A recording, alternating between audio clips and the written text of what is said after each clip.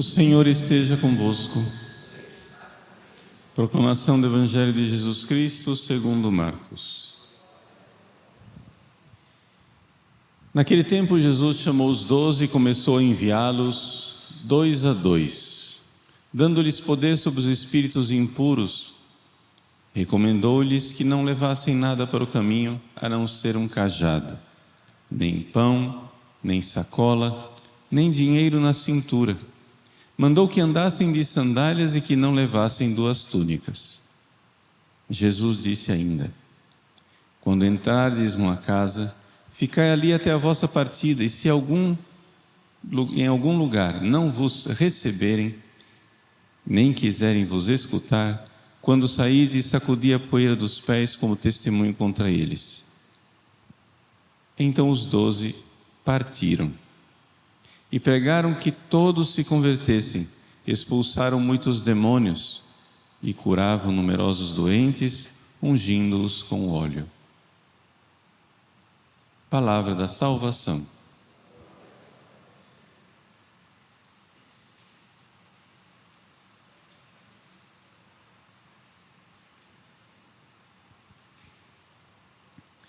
Meus queridos irmãos e irmãs, com grande alegria celebramos hoje a memória de São Paulo Miki.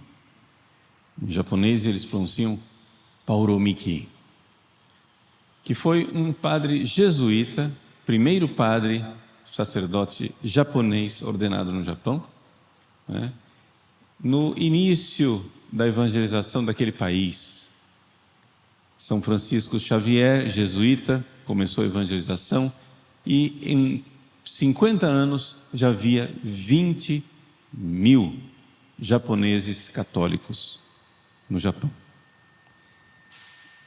Acontece, porém, que devido às situações políticas ao redor, porque a Espanha tinha invadido as Filipinas, o Japão, que estava passando nesse momento por um processo de unificação, resolveu se fechar às influências ocidentais e iniciou um período de fechamento, de rejeição, de contato com qualquer coisa ocidental. Esse período de fechamento, ele durou até o século XIX. Só para a gente ter um pouco, né, a noção esquemática da história do Japão. O fato é que, por isso, os cristãos começaram a ser perseguidos. Quando São Paulo Miki foi martirizado, o catolicismo já era proibido no Japão há 10 anos. No entanto, eles continuaram cultuando a Deus, e ele, 3 jesuítas, 6 franciscanos e adolescentes de 11 a 16 anos foram martirizados de uma forma cruel. Eles tiveram que caminhar cerca de 1000 quilômetros. Para se localizar, 1000 quilômetros é daqui para Brasília. 1000 quilômetros é daqui para a fronteira tem que cruzar o Mato Grosso do Sul e chegar na fronteira de São Paulo, né? Tiveram que caminhar isso tudo, para então finalmente serem crucificados. Foram todos crucificados. O Papa Bento XVI, narrando o martírio dos japoneses, desses mártires japoneses, diz: nós vemos ali, em pleno século XVI, nós estamos na época do descobrimento do Brasil, né? São Paulo Miki foi martirizado em 1597, o Brasil só fazia 97 anos que tinha sido descoberto. Eles foram martirizados com a tal alegria, com uma tal entrega a Deus, uma felicidade que nós vemos neles, no século XVI, que eles são da mesma estirpe, da mesma raça, do mesmo DNA dos primeiros mártires cristãos. Essa alegria, a alegria de dar a vida por Cristo. E aí isso nos leva a perguntar, mas por que nós não somos assim? Porque quando nos tiram alguma coisinha, nós já gritamos. Porque quando alguém nos tira aquilo que nós queríamos, nós já dizemos, né, que é injustiça, começamos a reclamar, ficamos tristes, deprimimos, ficamos com raiva, ansiosos e começamos a sofrer. Por que é que nós não temos a alegria desses mártires? Porque nós não passamos pelo mesmo processo de santificação que eles passaram. Vejam, Jesus no Evangelho de hoje coloca os seus apóstolos nesta escola. Vamos aqui entender. Deixa os mártires japoneses de lado um pouquinho. Vamos ver os apóstolos no Evangelho do jeito que eles estão no momento que Jesus dá a eles a missão de ir 2 a 2, combater os demônios. Não levem, né, dinheiro, não levem a não ser um cajado, vão lá com sua pobreza, não levem 2 túnicas, etc, etc.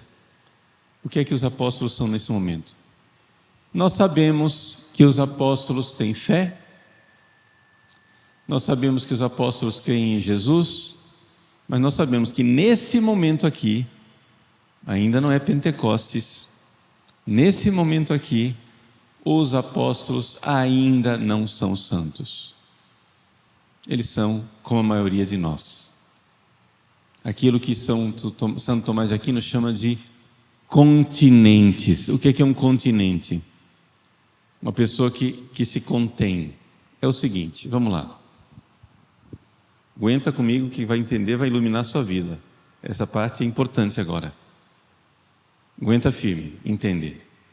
Você faz as suas coisas com a sua vontade, ok? A sua vontade é livre. É diferente dos animais. O cachorrinho que você tem em casa, ele não é livre. Você bate assim, pá, ele sai correndo assustado, foge da dor. Ou então você dá para ele um ossinho, ele sai correndo atrás do ossinho, busca o prazer. São os animais. Nós não, nós temos uma vontade livre. Nós somos capazes de abraçar uma dor por uma coisa importante. Nós somos capazes de fugir do prazer por uma coisa importante. Mas quem é que vai convencer a nossa vontade? A nossa vontade, ela colhe a vontade é cega. Ela é uma potência cega. Ela colhe informações de 2 fontes. Fonte número 1, dos sentimentos, como animal. Dor, socorro, socorro, socorro. Prazer, eu quero. São as paixões, os sentimentos. Normal. Essa é a parte animal. Mas existe uma outra coisa dentro de nós que é a inteligência. A inteligência consegue ver que tem aquela dor que é importante. Sei lá, a dor de uma injeção daquelas oleosas bem doídas. A minha inteligência vê que aquilo é importante e abraça aquela dor. Diz, não, doutor, pode aplicar a injeção. Enfermeiro, pode aplicar a injeção. Eu quero. Eu abraço a dor, porque a inteligência mostrou. Então vejam, a nossa vontade, ela pode ser guiada como os animais, foge da dor e busca o prazer, ou ser guiada por verdades que a gente contempla, pela inteligência natural ou pela fé sobrenatural. Vamos agora aplicar. Os mártires do Japão, eles pela inteligência viram Jesus, viram o amor a Jesus.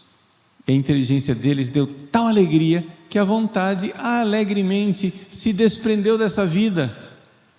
Uma das crianças que foi martirizada, quando ele ouviu o soldado dizendo que ele seria morto, ele deu um grito de alegria, sabendo que iria ver Jesus e Nossa Senhora, e rodopiou de alegria.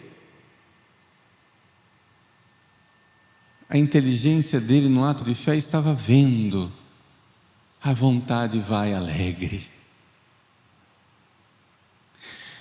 Mas os apóstolos do Evangelho ainda não estavam vendo tudo plenamente. Eles já enxergavam, eles já tinham fé.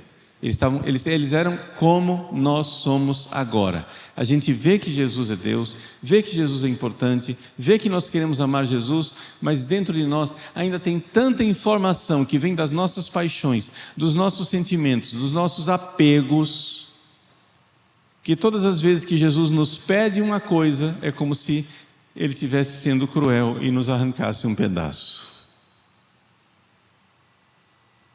Nós não damos rodopios de alegria como a criança em Nagasaki, que vai alegre ver Jesus e vai para o céu, ele deixa tudo e alegre vai para o martírio. Não. Quando Jesus nos pede uma coisa, nós olhamos para aquela coisa que nós temos que nos despedir e aquilo nos dá tristeza. E quando a gente ainda não perdeu a coisa, mas está vendo que vai perder, aquilo nos dá ansiedade. Agita. Por quê? Porque a nossa inteligência já viu Jesus, mas as nossas paixões ainda não estão domesticadas, não estão pedagogicamente transformadas. Nós ainda não fizemos a tarefa de casa, ainda não fizemos o trabalho de conduzir esses nossos sentimentos doidos na direção daquilo que a nossa inteligência está vendo com a fé.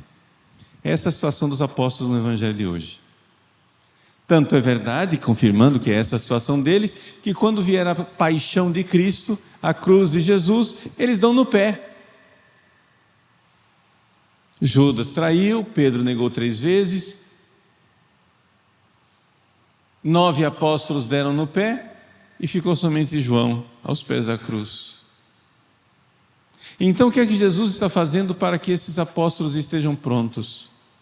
Vejam a pedagogia de Jesus. Jesus começa a dizer: tá, vamos começar então. Vocês ainda não são capazes de renunciar à vida de vocês, ainda não são capazes de ser mártires. Serão, tirando Judas, que se perdeu, os outros todos serão capazes do martírio, serão capazes de renunciar tudo por amor a Jesus, alegremente.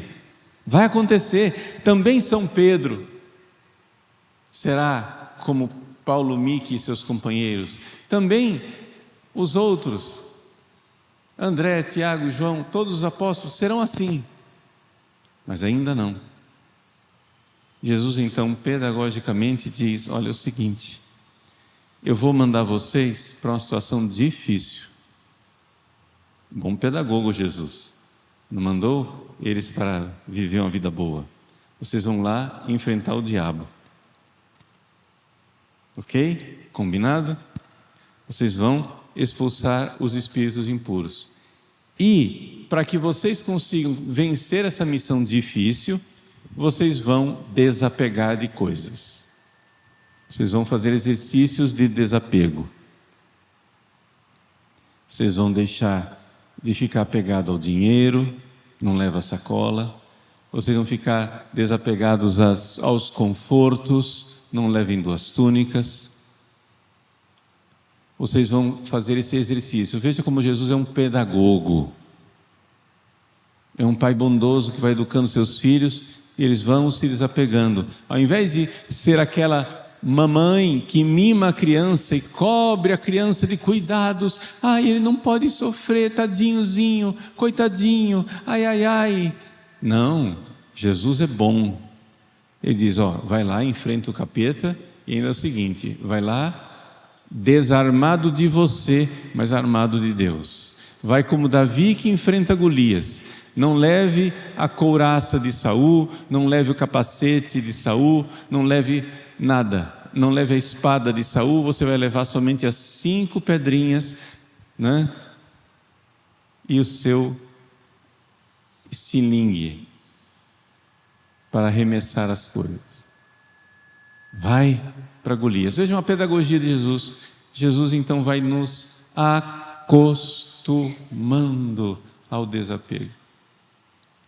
Foi exatamente porque Davi, que começou tão bem o seu processo de formação, esqueceu disso, quando ele se tornou rei, que ele se apegou novamente ao bem-estar, às coisas boas da vida. Quando ele, no seu palácio real, a geógrafo diz assim, era a época em que os reis partiam para a guerra. E Davi estava no seu palácio, andando ociosamente. Mas você não devia estar na guerra? Era a época em que os reis partem para a guerra. Os reis vão para a guerra, vai lá. Você não devia estar na guerra? Davi olha no seu palácio lá, no jardim, vê uma mulher bonita e peca.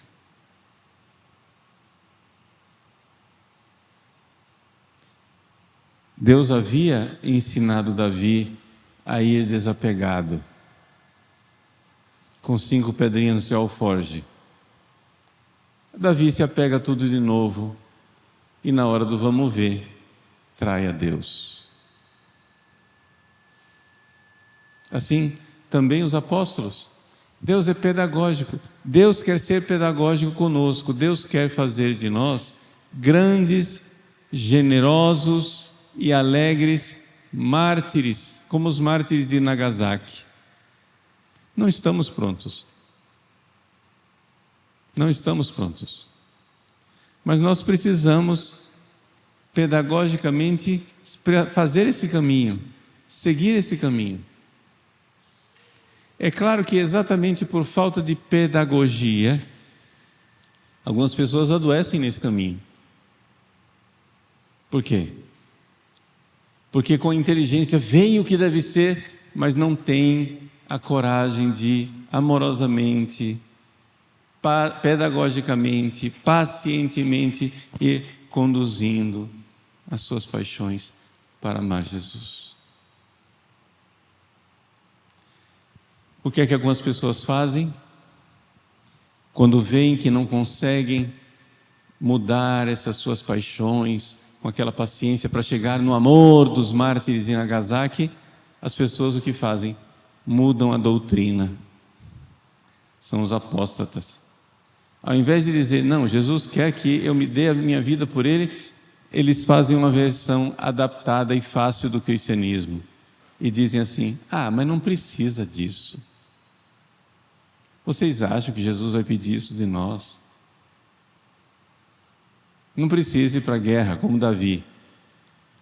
Na época em que os reis partem para a guerra, Davi diz, não, calma, deixa eu ficar aqui no palácio real.